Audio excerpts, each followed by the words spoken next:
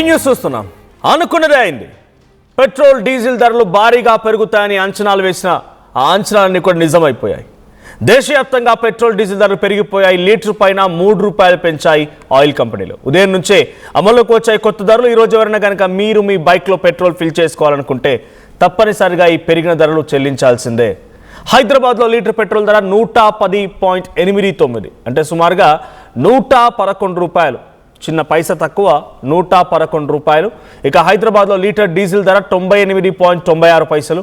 ఇక గుంటూరులో litre petrol ధర ₹112.64. ఇక గుంటూరులో డీజిల్ ధర 100.34. ఇక ఫ్యూయల్ రేట్ల పెంపైన ఇప్పటికే హింట్ ఇచ్చారు ప్రధాని. పెట్రోల్ డీజిల్ వాడకం తగ్గించాలని సూచించారు. ఆల్రెడీ కాన్వాయ్ని తగ్గించుకున్నారు. 2 కార్లలో మోదీ వెళ్ళడం, 4 కార్లో చంద్రబాబు అండ్ ఇంకో 4 కార్లో పవన్ కళ్యాణ్, ఇట్లా తమ కాన్వాయ్లో ఉన్నటువంటి వాహనాల సంఖ్యను తగ్గించుకున్నటువంటి సిచ్యువేషన్లోనే అర్థమైపోయింది ఇకేదో భారీ విపత్తు రాబోతోంది, భారీ స్థాయిలోనే పబ్లిక్ నుంచి వాళ్ళు ధరల్ని పెంచబోతున్నారు అనేది. సో తన కాన్వాయ్లోని వెహికల్స్ తగ్గించుకున్నప్పుడే అర్థమైపోయింది సిచ్యువేషన్ ఎలా ఉండబోతుంది అనేది. ఫ్యూయల్ క్రైసిస్ సంబంధించిన విషయాన్ని కూడా ఇండైరెక్ట్గా చెప్పుకొచ్చారు. ఇక ఫ్యూయల్ రేట్లు మరింతగా పెరగొచ్చు అంటున్నారు నిపుణులు. ఇక్కడతో ఆగిపోదు, ఇది సుమారుగా ఇంకొక వారం 10 రోజులను మరింతగా పెరిగే అవకాశం ఉంది. అయితే ఇంధన సంక్షోభంతోనే మళ్ళీ వర్క్ ఫ్రమ్ హోమ్ కూడా అమలు చేయాలని చెప్పి అటు మోదీ చెప్పుకొచ్చారు. ఢిల్లీలోని ప్రభుత్వ ఉద్యోగులకు నిన్నటి నుంచి already work from home announce చేశారు. గవర్నమెంట్ ఎంప్లాయీస్కి, ప్రభుత్వ కార్యాలయాల్లో పనిచేసేటువంటి ఆ ఎంప్లాయీస్కి వర్క్ ఫ్రమ్ హోమ్ అమలు చేశారు. వారానికి 2 రోజులు వర్క్ ఫ్రమ్ హోమ్ని ప్రకటించారు ఢిల్లీ ప్రభుత్వం. ఇక వర్క్ ఫ్రమ్ హోమ్ ప్రకటించే యోచనలో మరికొన్ని రాష్ట్రాలు కూడా ఉన్నాయి. అటు ఏపీ కూడా ఆలోచన చేస్తోంది.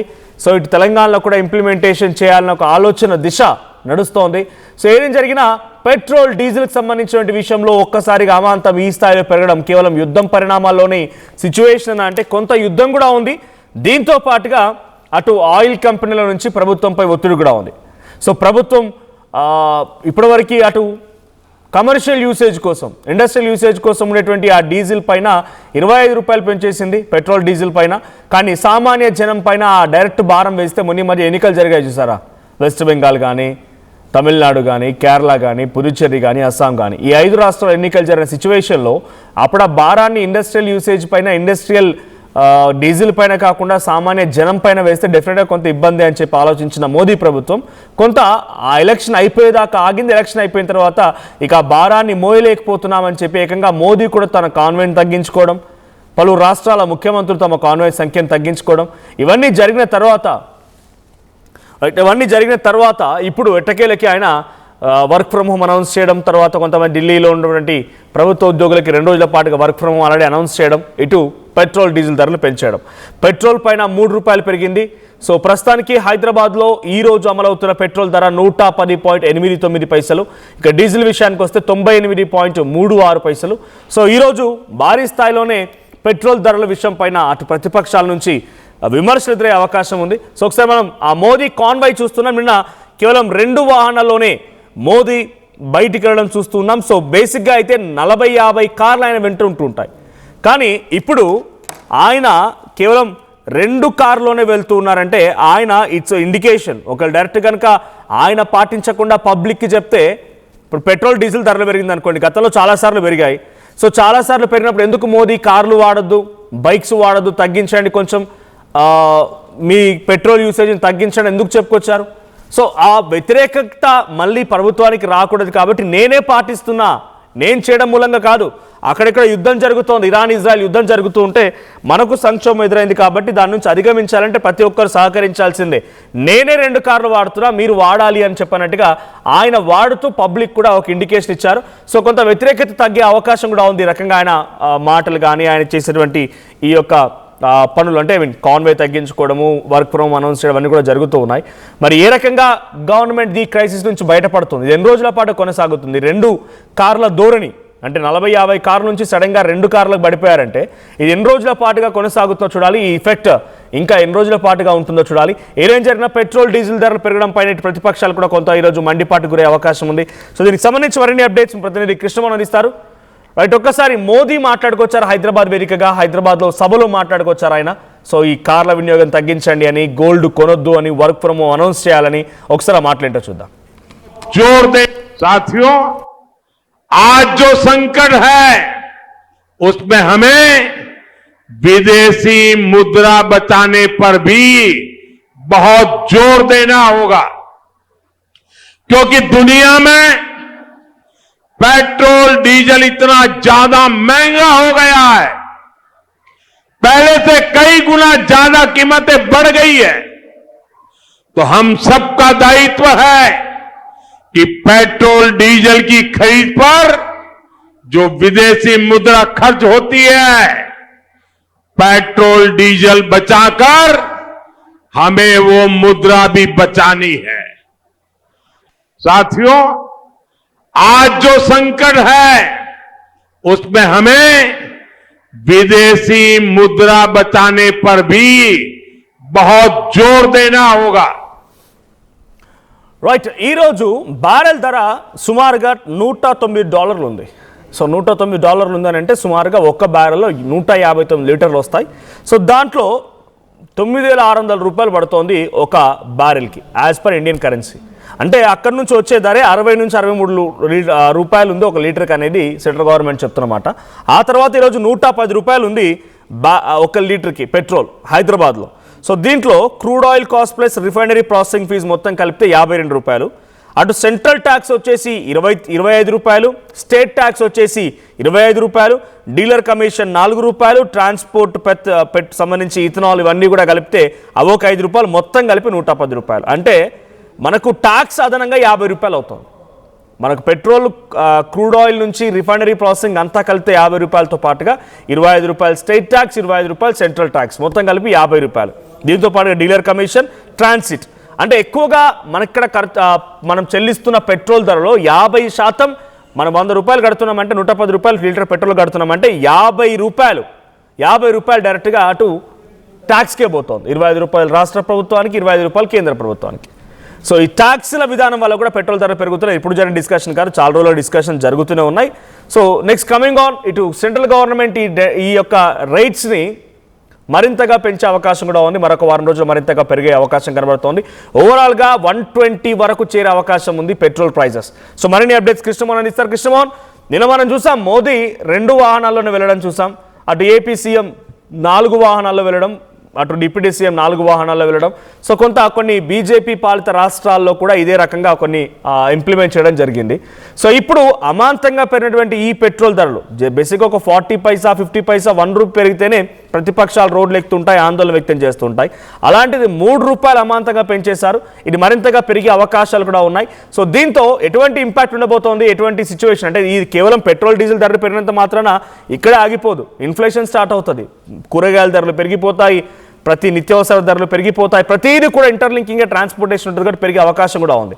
సో దీని నుంచి ఓవర్కమ్ చేసే ప్రయత్నం ఏం జరుగుతోంది?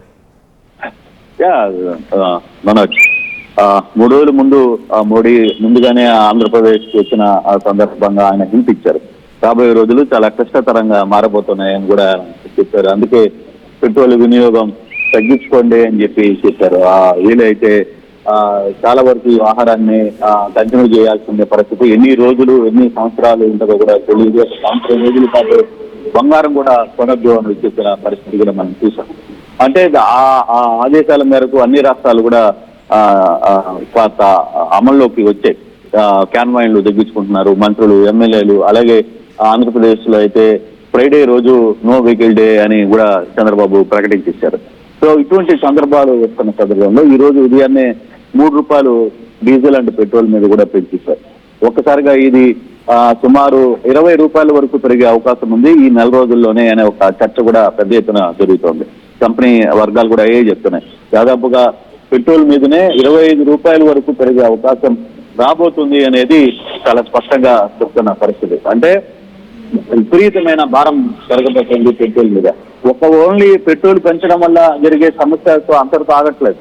దానివల్ల రవాణా ఛార్జెస్ పెరిగిపోతున్నాయి. సో ప్రతి దాని మీద, కూరగాయల దగ్గర నుంచి పాలు దగ్గర నుంచి ప్రతి దాని మీద కూడా దాని ఇంపాక్ట్ పడబోతోంది. కూరగాయలు, పాలు, తర్వాత ఇతర అంశాలు అన్నిటి మీద కూడా దాని ఇంపాక్ట్ పెద్ద స్థాయిలో పడబోతుంది.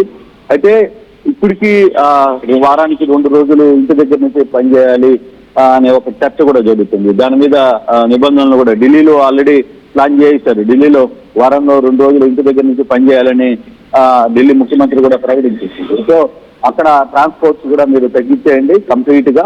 అవసరం అనుకుంటే మెట్రోలు వాడండి, బస్సులు వాడండి, మెట్రోలను ఎక్కువగా వాడే ప్రయత్నాలను చేయండి అని చెప్పి చెప్తున్న పరిస్థితి. సో ఒక్కసారిగా భారతదేశం మొత్తం, కేవలం ఆంధ్రప్రదేశ్ తెలుగు రాష్ట్రాలే కాదు, భారతదేశం మొత్తం కూడా ఎక్కడికక్కడ దీని ఇంపాక్ట్ కనపడబోతుంది.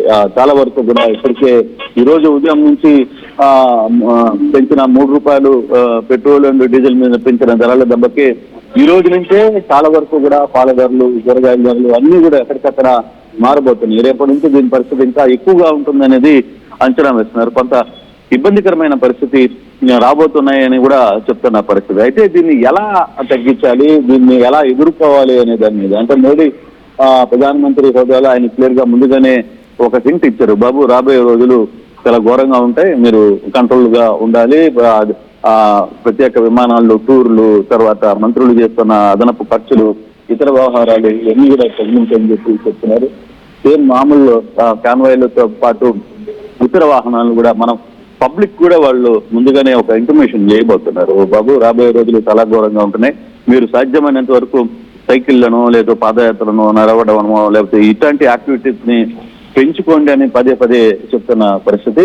సో నిన్న అనుకున్నాం, ఈ రోజు ఉదయానికి పెట్రోల్ డీజిల్ ధరలు విపరీతంగా పెట్టాయి. గతంలో మీరు చెప్పినట్టుగా గతంలో ఒక పావల 10 పైసలు 20 పైసలు పెంచితేనే వామపక్షాలు రోడ్ల మీదకి వచ్చి ధర్నాలు చేస్తున్న పరిస్థితి నుంచి ఇప్పుడు ఏకంగా ఒకే రోజు ₹3 ₹4కి దాకా పెరిగిపోయే పరిస్థితులు వచ్చేసాయి.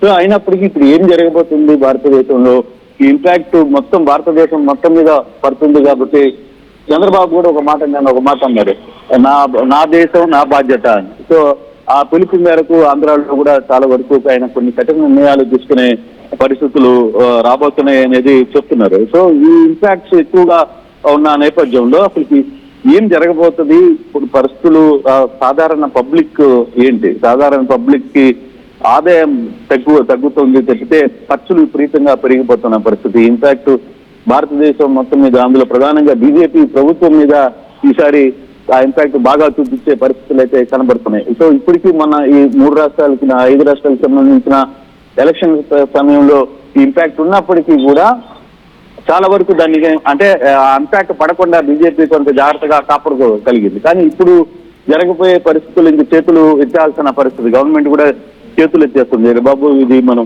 ఇప్పుడు కంట్రోల్ చేయకపోతే పరిస్థితులు పూర్తిగా మన చేతులు జారిపోతున్నాయనే నేపథ్యంలో అసలు ఇప్పుడు కేంద్ర ప్రభుత్వం ఏ నిర్ణయం తీసుకోబోతుంది, ఎటువంటి నిబంధనలకి తీసుకురాబోతుంది, వాళ్ళ దగ్గర ఏదైనా ఈ ప్రాబ్లమ్స్ కి సొల్యూషన్. ఇప్పటికే బ్యారెల్ దాదాపుగా ₹9,600 ఒక బ్యారెల్ పడుతోంది.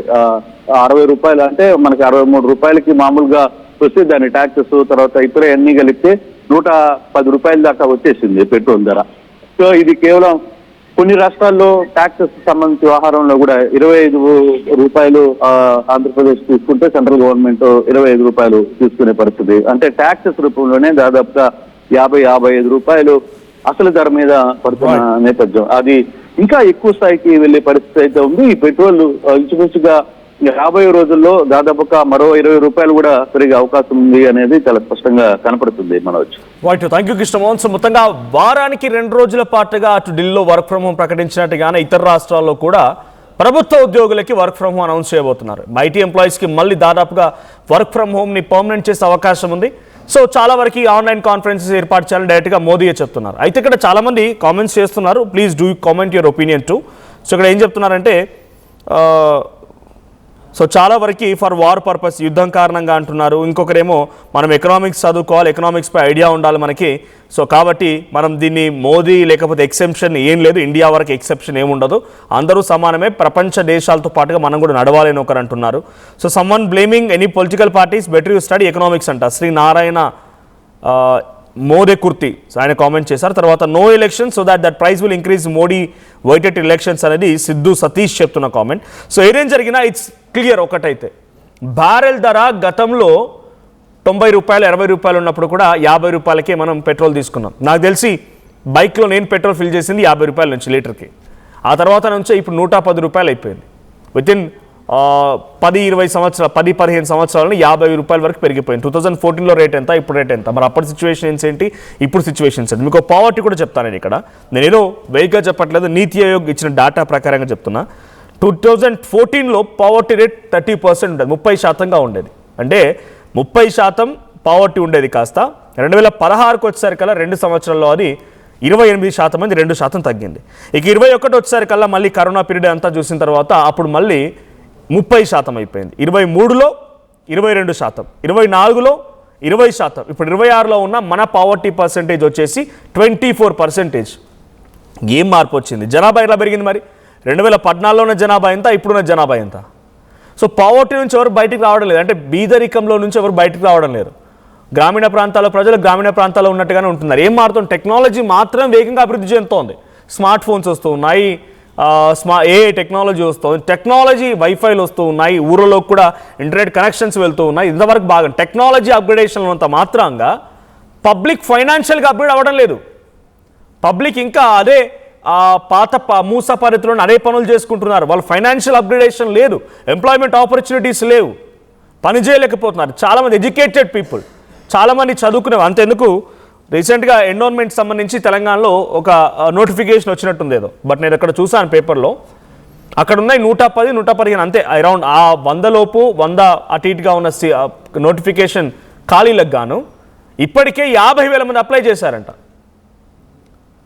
ఒక చిన్న నోటిఫికేషన్, పోస్టల్ ఆఫీస్లో ఒక చిన్న నోటిఫికేషన్ చూడండి ఏ స్థాయిలో అప్లై చేస్తున్నారు. అంటే పబ్లిక్ ఫైనాన్షియల్గా అప్గ్రేడ్ అవ్వడం లేదు. ఇక్కడ ఎవరైతే కామెంట్ చేశారో టు మై నాలెడ్జ్ నేను చెప్తున్నాను, ఎకనామికల్గా అప్గ్రేడ్ అవ్వడం లేదు పబ్లిక్, టెక్నాలజీ పరంగా అప్గ్రేడ్ అవుతున్నారు. ప్రతి ఒక్కరి చేతిలో స్మార్ట్ ఫోన్ ఉంది, ప్రతి ఒక్కరు వాడుతున్నారు, ప్రతి ఒక్కరు చదువుకుంటున్నారు, ప్రతి ఒక్కరికి అన్ని విషయాలపైన నాలెడ్జ్ ఉంది. ఏం తెలియకపోయినా కూడా ఏఐని అడుగుతున్నారు, ఇన్ఫర్మేషన్ తెలుసుకుంటున్నారు, అంతవరకు ఓకే. లేదు చాలా వరకు ఇన్ఫర్మేషన్ పాస్ చేసే ప్రయత్నం చాలామంది చేస్తూ ఉన్నారు. కానీ ఇక్కడ జరుగుతోంది ఫైనాన్షియల్ అప్గ్రేడేషన్ లేదు. ఈ గవర్నమెంట్స్ ఆయుష్మాన్ భారత్ అంటున్నాయి, ఎస్ అఫ్ కోర్స్ ఇవ్వాల్సిందే, లేకుంటే ఇంకేదో కొత్త కొత్త పథకాలు పెడుతోంది. ఆ పథకాల ద్వారా పబ్లిక్కి వాళ్ళకు స్కీమ్స్ వస్తున్నాయన్న భావనలో గవర్నమెంట్ ఉంది, కానీ ఎంత మేర ఇంప్లిమెంట్ అవుతున్నాయి, అది ఫైనాన్షియల్ రూట్స్కి ఎంతవరకు వెళ్తున్నాయి, ఫైనాన్షియల్ అప్గ్రేడేషన్ మాత్రం లేదు. It's true 100%. మీరు చెప్పండి, 2014 నుంచి ఇప్పటి వరకు మీ ఆర్థిక స్థితిగతులు ఏం మార్పు వచ్చింది? అప్పుడున్నటువంటి ఖర్చు ఎంత, ఇప్పుడున్న ఖర్చు ఎంత? మీలో ఏదైనా ఫైనాన్షియల్ చేంజెస్ వచ్చాయా? This should be coming. ఈ ఫైనాన్షియల్ చేంజ్ వచ్చిన రోజే మీరు ఎన్ని ధరలు పెంచుకున్నా, ఏం చేసినా, ఎట్లా చేసినా నడుస్తుంది. అఫ్కోర్స్ గవర్నమెంట్ కొన్ని ట్యాక్సులు తగ్గించుకోవాలని చాలామంది కామెంట్ చేస్తున్నారు. సో ట్యాక్సులు తగ్గించుకున్నా గవర్నమెంట్ డెవలప్మెంట్ యాక్టివిటీస్ ఎలా చేస్తుందని క్వశ్చన్ చేస్తారేమో. డెవలప్మెంట్ యాక్టివిటీ ఏం చేస్తోంది? ఫైనాన్షియల్ ఆస్పెక్ట్స్ ప్రకారంగా పబ్లిక్ని ఏ రకంగా ఫైనాన్షియల్ అప్గ్రేడేషన్ కోసం ప్రయత్నం చేస్తుంది? This should be also a debatable one. So present అయితే ₹3 ధర పెరిగింది. ₹3 ధర పెరిగిన నేపథ్యంలో హైదరాబాద్లో ఈరోజు పెట్రోల్ ధర ₹110.89, డీజిల్ అయితేనేమో ₹98.36 ఉంది. సో అటు గుంటూరుకు వెళ్తే ₹112 ఉంది. సో కొన్ని స్లైట్ చేంజెస్ ఉంటూ ఉంటాయి స్టేట్స్ మధ్యలో కొన్ని చోట్ల. సో ఏదేం జరిగినా ₹3 అమాంతంగా పెంచడం పైన పబ్లిక్ నుంచి కూడా వివిధ రియాక్షన్స్ వస్తున్నాయి. ఒకసారి పెట్రోల్ డీజిల్ ధరల పెరుగుదల పైన పబ్లిక్ రియాక్షన్ ఏంటో చూద్దాం. आम जनता पे क्या असर पड़ रहा है और आप पे क्या असर पड़ रहा है? मेरे ऊपर यही असर पड़ेगा कि थोड़ा ज़्यादा बजट लग जाएगा, काम इस समय है नहीं, इस वजह से थोड़ा हम लोग को परेशानी झेलना पड़ेगा. हमको क्या, पूरा जनता को झेलना पड़ेगा. आगे आप देखते हुए मेरे ख्याल से गवर्नमेंट ने बहुत सोच समझ के डिसीजन लिया होगा, हमें साथ देना चाहिए, ये मेरा ओपिनियन है. थोड़ा सा कब सुधरने में कुछ फर्क पड़ेगा सर?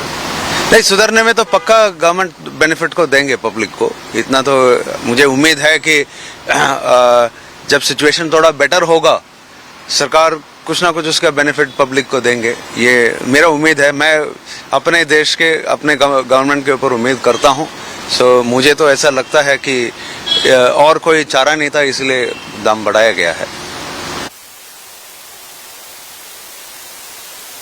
जी और पेट्रोल के दाम बढ़े हैं, इससे आम जनता पे क्या असर पड़ रहा है और आप पे क्या असर पड़ रहा है?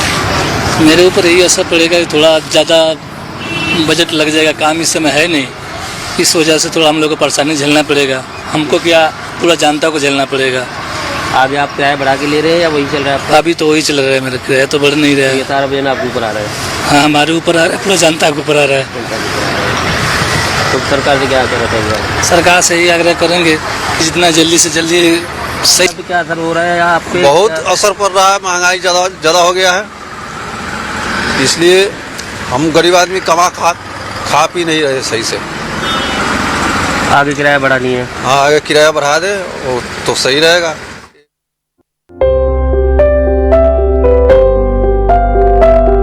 చిన్న చిన్న ఆనందాలు 35 ఏళ్లుగా నా జీవితంలో లేవు. 35 ఏళ్లుగా నేను డైపర్లలో బ్రతికాను. 6 సెంటీమీటర్ల ఫిస్టులా నా మూత్రాశయంలో లీకు కారణమైంది. ఎవరూ నాకు సహాయం చేయలేకపోయారు. AINUలో వైద్యులను కలిసే వరకు. అక్కడ వారు రోబోటిక్ శస్త్రచికిత్సతో నాకు పరిష్కారం ఇచ్చారు. వారు నా ఆత్మవిశ్వాసాన్ని కూడా తిరిగిచ్చారు. Precision care makes it possible. The Center for Robotic Surgery at AINU